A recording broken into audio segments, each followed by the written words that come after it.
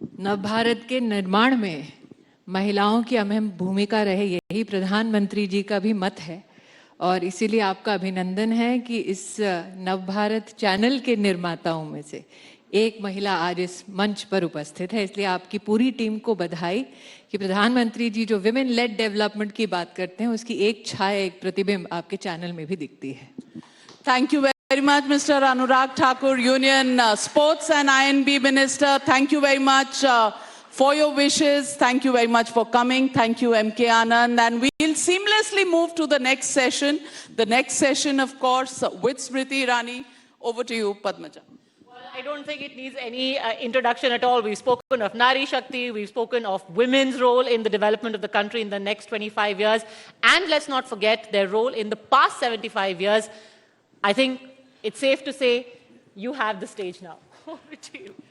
Yes, welcome to the Times Now Summit 2021.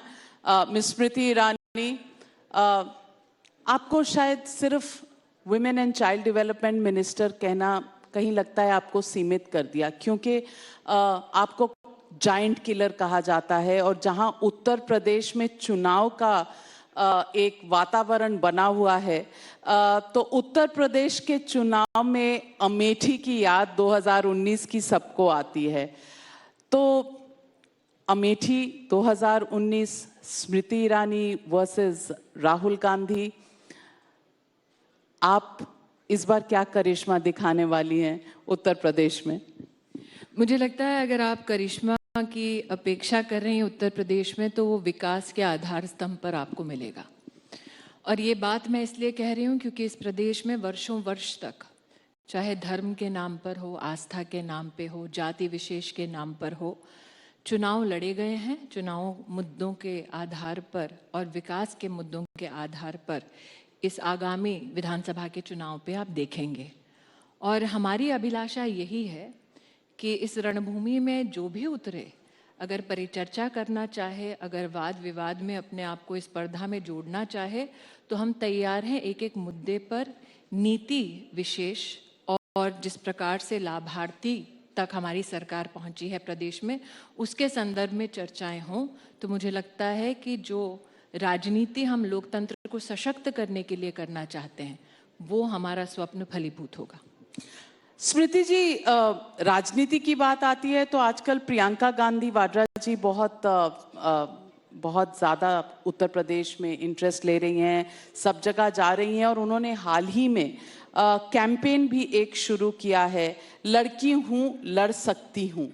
और शायद कहना ये चाह रही हैं कि घर पे लड़का है, लड़ नहीं सकता है।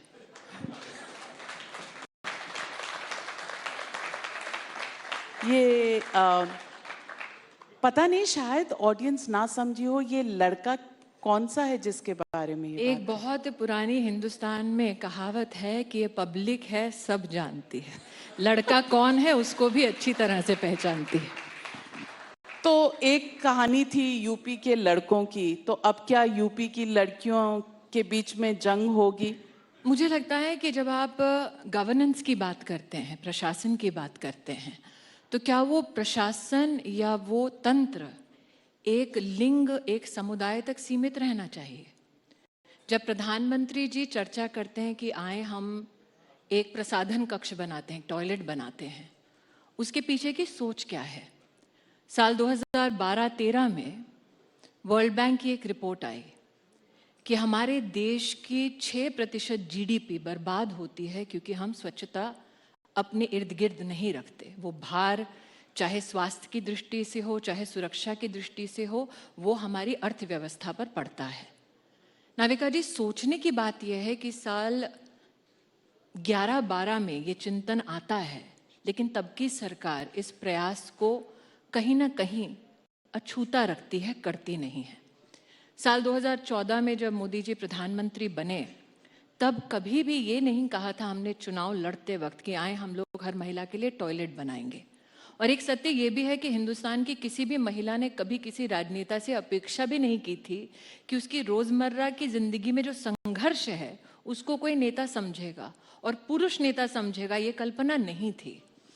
और आज जब हम कहते हैं कि 10 करोड़ से ज़्यादा टॉयलेट्स बने हैं, प्रसाधन कक्ष बने हैं और उत्तर प्रदेश में उसे इज्जत घर की उपाधि दी गई है। मैं आप 2019 का चुनाव याद करवाती हैं तो मैं आपको याद करवाती हूँ आपका वो इंटरव्यू जो किसी युद्ध से कम नहीं था, जिसमें आप अमेठी आई और आपने देखा कि कच्चे मकानों के सामने पक्का टॉयलेट बना हुआ है।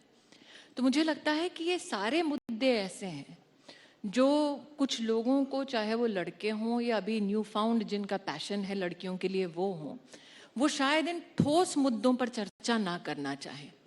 लेकिन मेरा ये गौरव है कि मेरी पार्टी नित जो सरकार है वो प्रशासनिक ढांचे में इस बात का सदैव अनुरोध रखती है कि हर नागरिक के पास प्रशासनिक सुविधा, हर नागरिक के पास स्वच्छता का काम हो अथवा खाद्य सुरक्षा का काम हो, ये सारे उपलब्ध कराए जाएं बेनिफिट्स जिसके लिए हम लोग आज सरकार में हैं।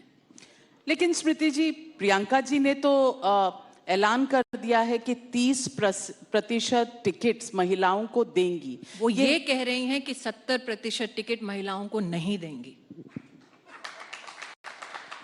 पर आप तो 100% दे सकती हैं। मैं ये आपसे आज पूछना चाहती हूँ, मैं अमेठी की सांसद हूँ। 2 सालों में मैंने क्या अमेठी के किसी पुरुष से ये कहा कि मैं आपकी सेवा नहीं कर सकती, आपके लिए काम नहीं कर सकती, जो महिला है सिर्फ उसके लिए काम कर सकती हूँ। जब हम महिला नेतृत्व की बात करते हैं तो हम ये क्यों कहते हैं कि महिला नेता को सिर्फ महिलाओं के लिए काम करना चाहिए, पुरुषों के लिए तो कभी नहीं कहते। आज तक क्या एक ऐसा पुरुष नेता है देश में जिसके बारे में जब हम चर्चा करते हैं तो पुरुष उससे अपेक्षा करते हैं जी आप सिर्फ हमारे लिए काम करें। जब आप किसी को एक संवैधानिक पद पर जिम्मेदारी देते हैं तो आपकी एक संवैधानिक जिम्मेदारी का हिस्सा ये भी है कि जितना मैं काम महिलाओं के लिए करूं उतना ही पुरुषों के लिए करूं, उतना ही बच्चों के लिए करूं, उतना ही वरिष्ठ जनों के लिए करूं। तो आप जो श्रीमती वाड्रा का मुझे उल्लेख कर रही हैं कि वो 30%, मैं कह रही हूँ 70% को वो नहीं देना चाहती, क्या ये बराबरी है? तो फिर विमेन्स रिजर्वेशन बिल में आपका कोई विश्वास नहीं है? हमारी पार्टी ने प्रतिबद्धता अपनी दर्शाई और स्वर्गीय अरुण जेटली जी, जिनको आपने इसी मंच पर कई बार इंटरव्यू किया है नाविका जी, जब वो विपक्ष में राज्यसभा में नेता थे तब आपको वो छंद, आपको वो प्रसंग याद है जब कांग्रेस के सहयोगी दलों ने उसको पास नहीं होने दिया था। अरुण जेटली जी विपक्ष की ओर से उठे थे, हमने भारतीय जनता पार्टी ने तब उसका समर्थन किया था। पहले वो अपना घर तो ठीक कर दें, जिसकी अपनी नैया डूब रही है वो पतवार कैसे चलाई जाए उसकी ट्रेनिंग दे रहे हैं। तो नैया डूब रही है कांग्रेस की? आपको क्या लगता है? शक है आपको अभी भी? मंत्री आप हैं, नेता आप मंत्री हैं। मैं हूं लेकिन पब्लिक तो सामने बैठी है, शक है किसी को? लेकिन मैं ये नहीं कहती कि राजनीति में और लोकतंत्र में किसी को कोशिश नहीं करनी चाहिए। हार जीत राजनीति का एक अभिन्न अंग है। मैं भी 2014 में हारी थी। प्रश्न ये उठता है कि आपकी कोशिश में जनता को कितना विश्वास है। अगर जनता को उनकी कोशिश में विश्वास होता तो आज यहां पर ताली नहीं बजती, लोग ठहाके नहीं लगाते। मैंने भी कहा था 2014 में मैं 19 में अमेठी जीतूंगी, तब इसी जनता ने हंसी नहीं उड़ाई थी मेरी, क्योंकि कहा है तो कम से कम कोशिश जरूर करेगी। आज प्रश्न ये उठता है क्या उस व्यक्ति विशेष जिसकी आप चर्चा करना चाहती हैं उसके प्रति जनता के मन में ये भाव है? नहीं है, और ये सत्य है, इसको कोई नकार नहीं सकता। लेकिन आप पॉलिटिक्स में हैं और पॉलिटिक्स में हवा बदलने में देर नहीं लगती, ऐसा भी कहा जाता है और ये सच्चाई भी है। आप बिल्कुल गलत नहीं कह रही, सही कह रही हैं। तो फिर हो सकता है कि जब हवा बदलेगी तो राहुल गांधी। हवा पे वो निर्भर करते हैं जो हमेशा शीशे के महल में रहे हैं, जो जमीन पर धरातल पर काम करते आए हैं वर्षों वर्ष। वो हवा का रुख किस बदलेगा, किस मोड़ करवट लेगा, उसका इंतजार नहीं करते। ये वो लोग हैं जिनकी सत्ता में 2 सांसद भी नहीं थे। हवा के रुख के साथ अगर ये भी ओझल हो जाते तो आज 303 सीटों के साथ देश का वैभव नहीं बढ़ाते और देश को नरेंद्र मोदी के रूप में प्रधान सेवक नहीं देते। आपसे शब्दों में कोई जीत नहीं सकता, लेकिन किसने कहा? कोशिश जारी रखिए। बिल्कुल जारी है, कोशिश भी कर रही हूं, लेकिन पूछना ये भी चाहती हूं कि राजनीतिक दौर में ऐसा क्यों है कि लोग कहते हैं कि आपकी जो पार्टी है ले देकर पोलराइजेशन की बात करती है, वो फॉर्मूला, और आप एक्टर भी रह चुकी हैं, आपने रोल्स भी निभाए हैं। मैं इसलिए पूछ रही हूं कि फॉर्मूला एक होता है ना, जो फिल्म का या सीरियल का। आप इस देश के लोकतंत्र में सम्मिलित नागरिक को इतना ऊंचा समझती हैं कि वो गंभीरता से राजनीतिक विश्लेषण नहीं कर सकते, कि वो फॉर्मूला के शिकार हो जाएंगे। आपने इनकी क्षमता को, हमारे देश के नागरिक की क्षमता को इतना कम आंका है। तो फिर चुनाव से पहले योगी आदित्यनाथ कैराना क्यों जाते हैं? पहले भी जा सकते थे। पहले भी जाते थे। वो व्यक्ति तो सर से लेकर पैर तक भगवा पहनते हैं, उनको कैराना जाकर सर्टिफिकेट लेने की जरूरत है।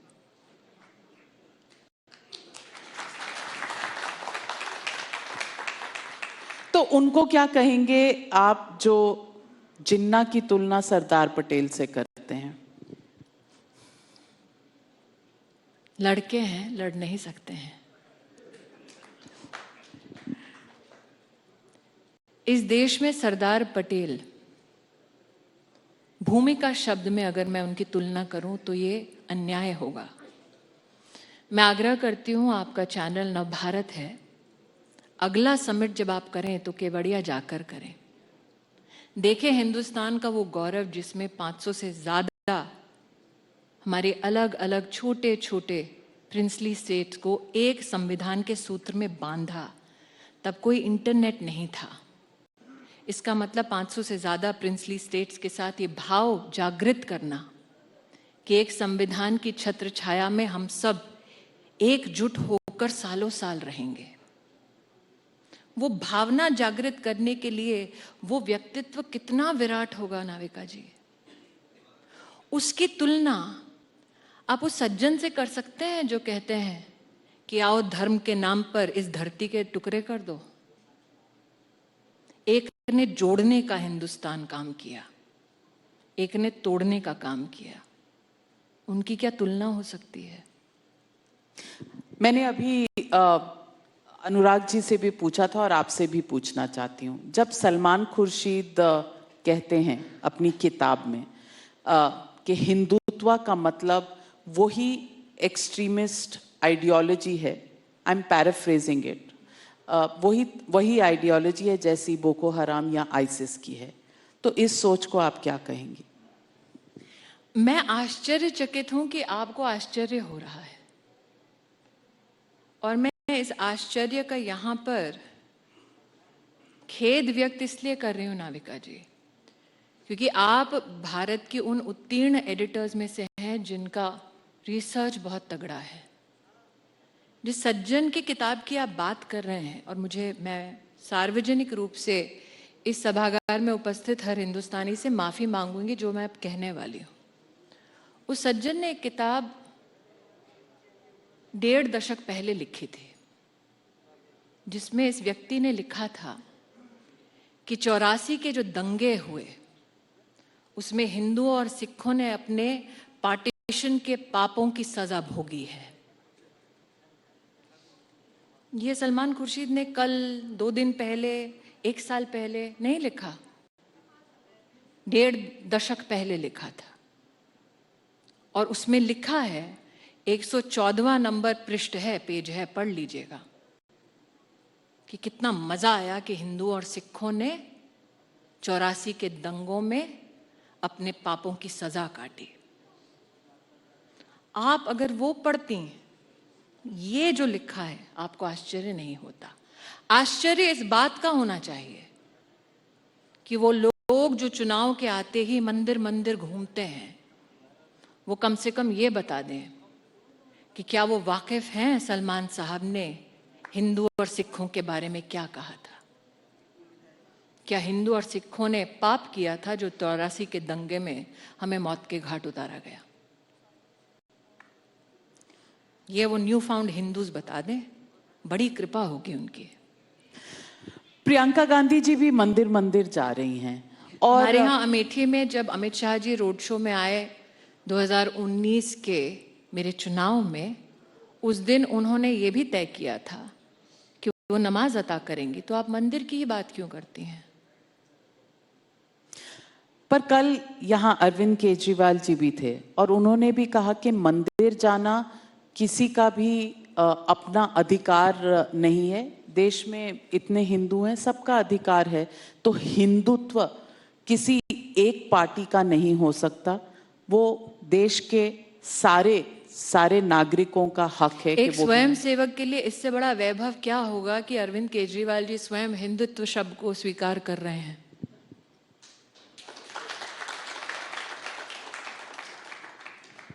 लेकिन ऑपर्चुनिस्टिक हिंदू होने में, पॉलिटिकल हिंदू होने में और सनातन धर्म में पूर्ण निष्ठा और आस्था रखने में फर्क है।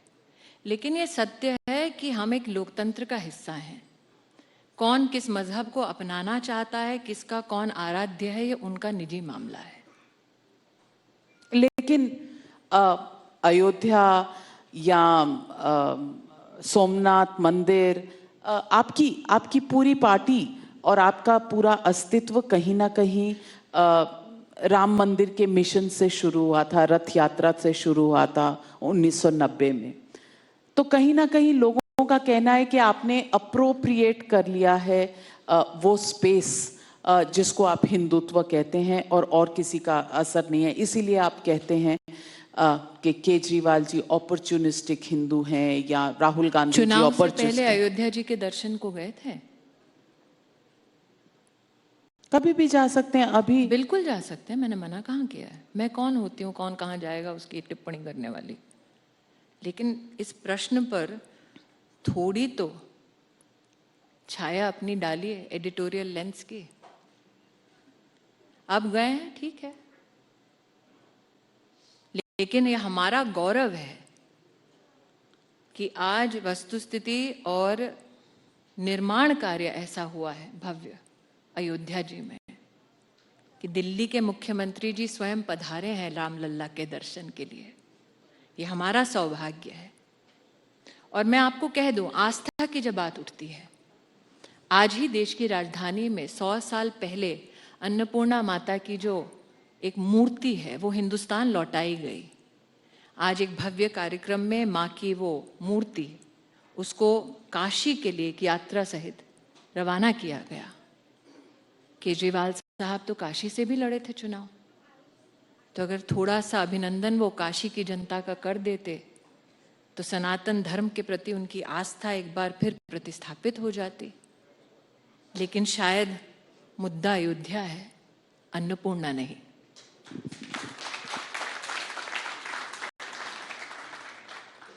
मैंने कहा कि बातों में आपसे जीतना बड़ा मुश्किल है, तो मेरे पति भी यही कहते हैं जी।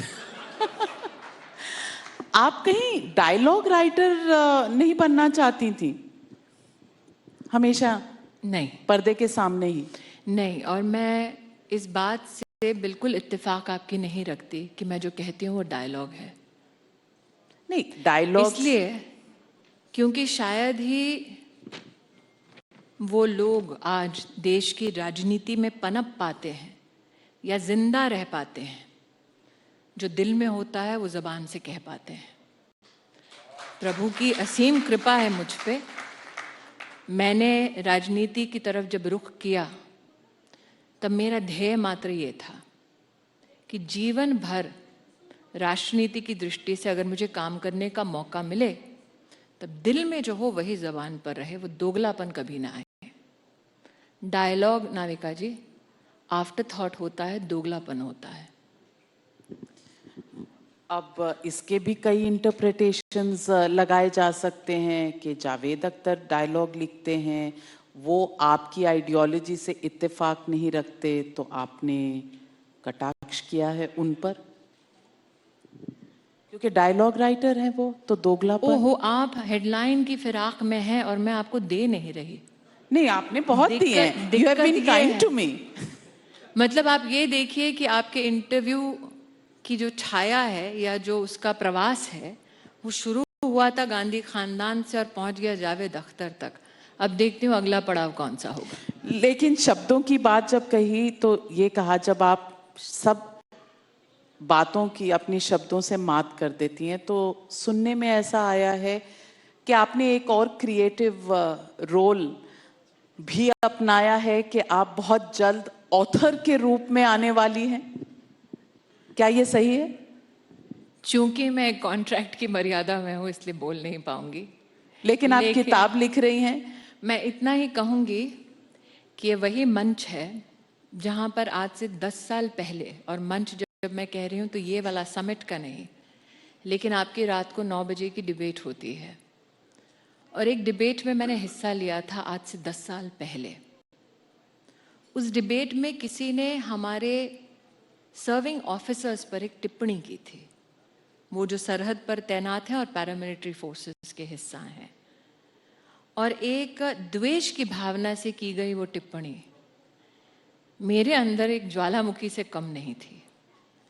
अब ज्वालामुखी जब कागज पर उतरती है तो जला देती है, तो संयम चाहिए था 10 साल का कि कुछ जले नहीं, कुछ कहा जाए। अब कब कहाँ कहा जाएगा वो तो वक्त बताएगा, लेकिन मेरी पोल खोलने के लिए धन्यवाद। चलिए, पोल्स का समय है उत्तर प्रदेश में और आपकी भी पोल खोली, अच्छी बात है। दर्शक, अनदर एपिसोड कमिंग अप सून, क्योंकि स्मृति जी की किताब आने वाली है। आई थिंक इंतजार जारी रहेगा और हम सोचेंगे, वेट करेंगे कि उसमें ऐसा क्या कहने वाली हैं आप। उसमें निश्चित रूप से वो लड़का या लड़की नहीं है, बिल्कुल नहीं है, बिल्कुल नहीं। पॉलिटिक्स पर किताब नहीं है, बिल्कुल नहीं है। तो ये आपने थोड़ा सा तो हिंट दे दिया कि हमारे, थोड़ा सा इंतजार करें, जवानों के बारे में है। पिक्चर अभी बाकी।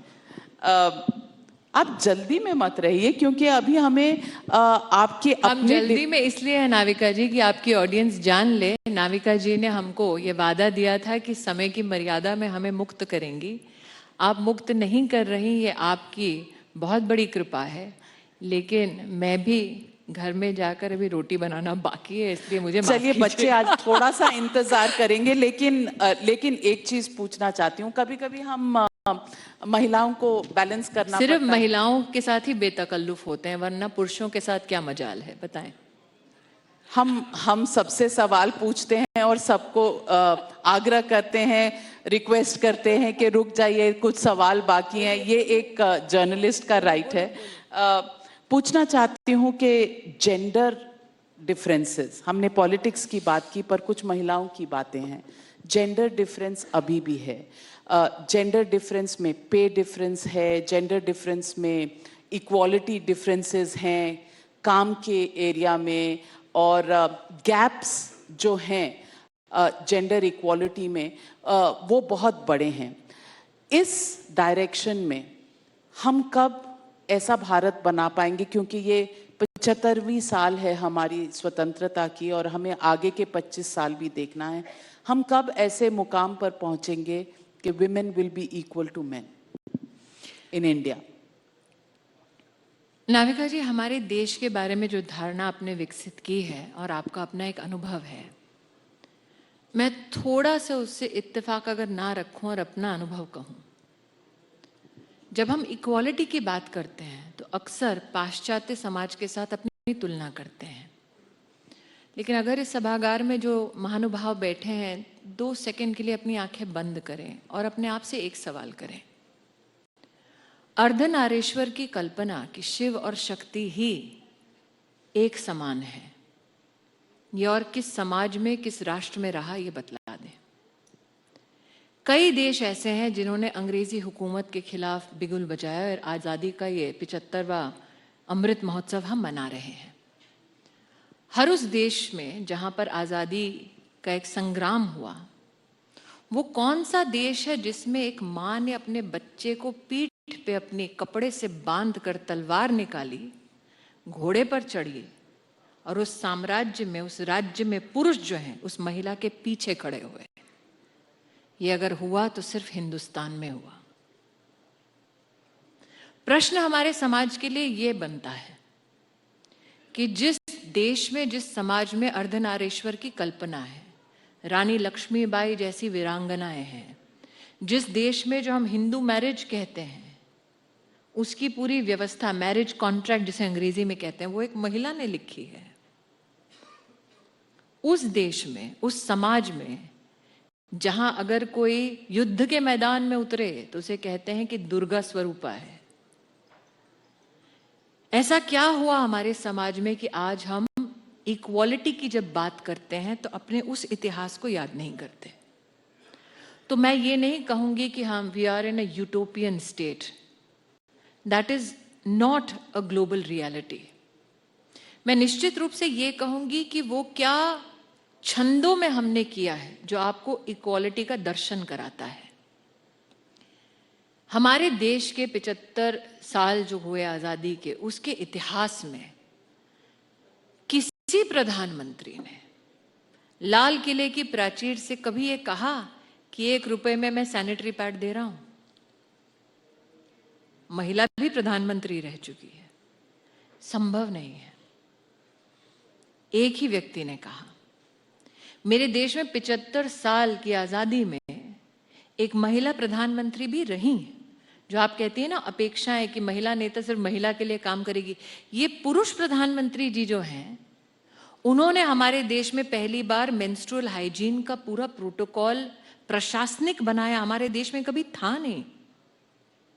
मेरे देश में एक पुरुष प्रधानमंत्री ने permanent commission for women in the armed forces इसको सुनिश्चित किया। मेरे देश में एक पुरुष प्रधानमंत्री ने लाल किले की प्राचीर से कहा कि बेटा शाम को घर लौटता है तो तुम सवाल नहीं करते, बेटी से क्यों करते हो, दोनों को एक समान ट्रीट करो। मेरे देश के एक पुरुष प्रधानमंत्री ने, आप मेडिकल टर्मिनेशन ऑफ प्रेगनेंसी का जो एक्ट है उसको उठाकर देख लीजिए। महिला कब तक लीगली अबॉर्शन कर सकती है, और विशेषतः अगर महिला का बलात्कार हुआ और वो अगर अबॉर्शन करना चाहती है, उस एक्ट को पास एक पुरुष प्रधानमंत्री ने किया और मेरे देश के एक भी पुरुष ने उसकी खिलाफत नहीं की। मेरे देश में अगर इक्वालिटी देखनी है तो ये बैठी है सामने।